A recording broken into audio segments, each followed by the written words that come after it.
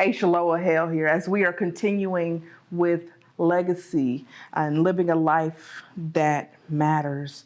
And this Sunday, as we are preparing and we're talking about what happens when we die, I'm so excited to sit down and talk with Jim Carmichael of Carmichael Funeral Homes for a few minutes. Thank you so much for taking this time to sit down. Yeah, I'm happy to help. Thank you. Thank you. Now, we've heard the saying that it is fear of death is worse than death itself. Talk to us about the importance of pre-planning. When folks are able to, be comfortable enough to at least have a conversation about end-of-life issues. Again, I tell people all the time, just being able to sit down and write some things out on paper, whether it's you want to have a funeral service or whether you want to be cremated or whether you want to be taken to a green burial cemetery out in Conyers or Covington, wherever it is.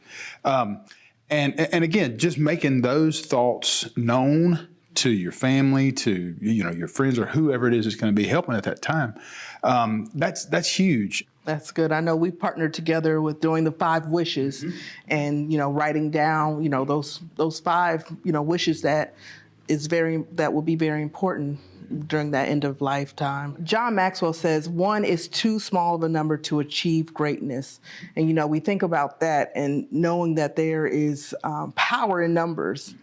Talk to us about what that looks like as people are coming in and as they're preparing for, to lay their loved ones to rest, or even as they're doing their pre-planning. What does that look like? Well, I think that if you give people an opportunity to show a family who has lost a grandmother or grandfather or father or mother, whatever the case may be, if you give friends and church members and other family members an opportunity to come in and show just what that person meant to them, what that person meant to the community.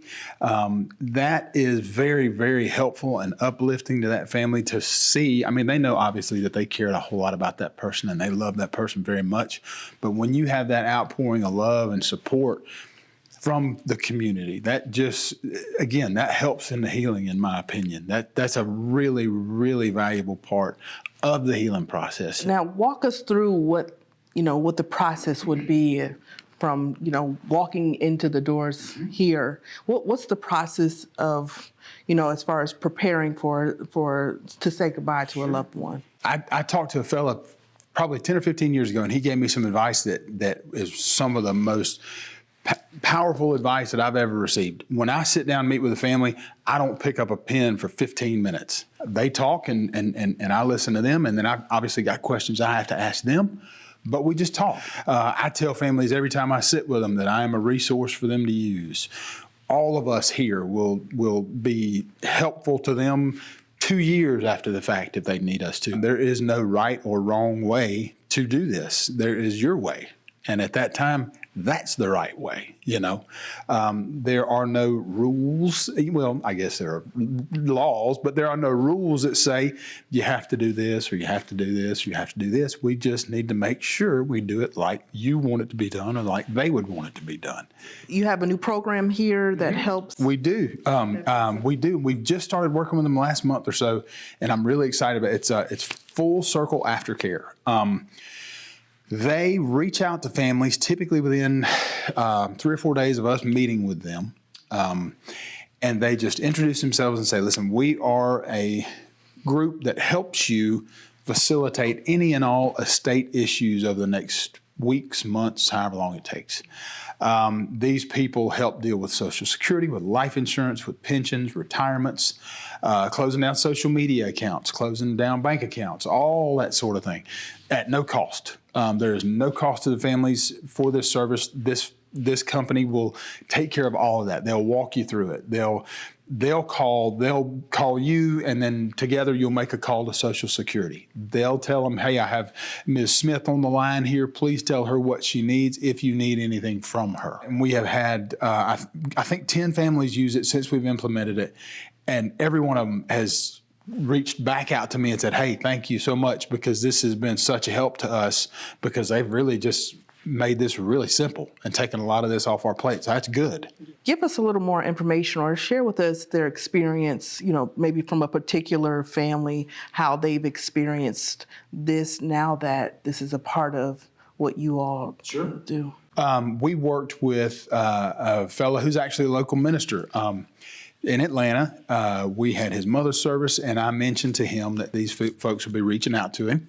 They were going to reach out a day or two after the funeral service and tell him, we're here to help. You just tell us, these are the services that we're going to offer to you.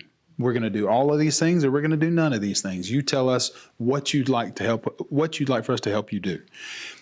So he went over, they had a conversation. He went over everything they were going to help him do. And when they told him just exactly what it was they were going to help him do, he said, well, of course, I want you to do this for me. This is fantastic.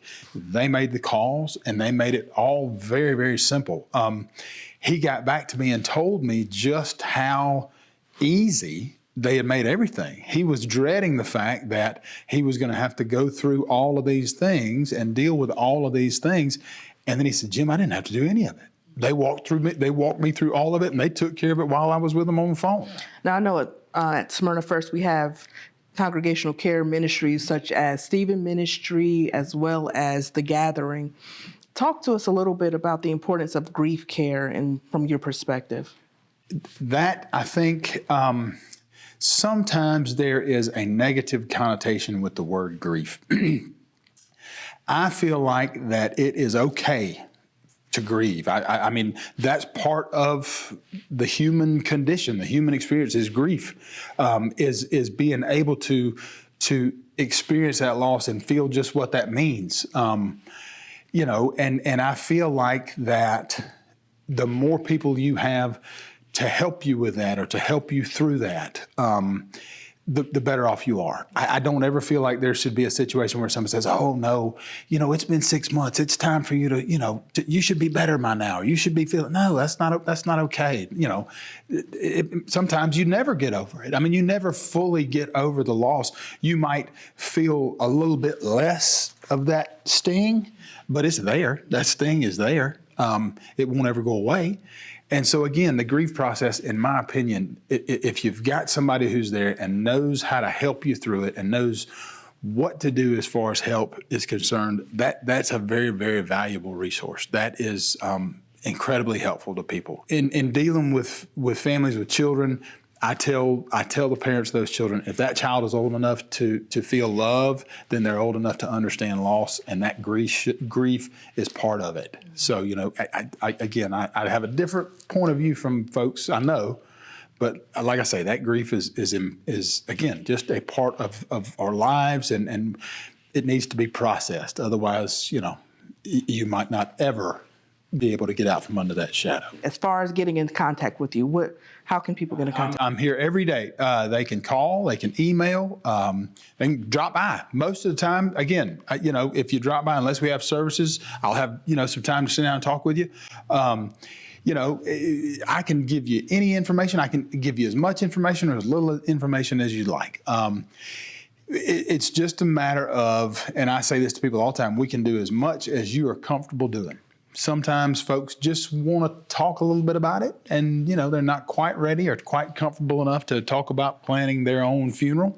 And others want to come in here and say, hey, I want you to play this song as you're rolling my casket out of the chapel. They want to be that particular about it. So, like I say, I'm here and able to help in whatever way you need my help. And all of us are, all of us here. Thank you so much. Appreciate that.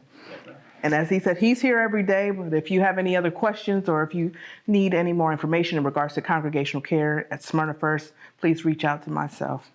Thank you.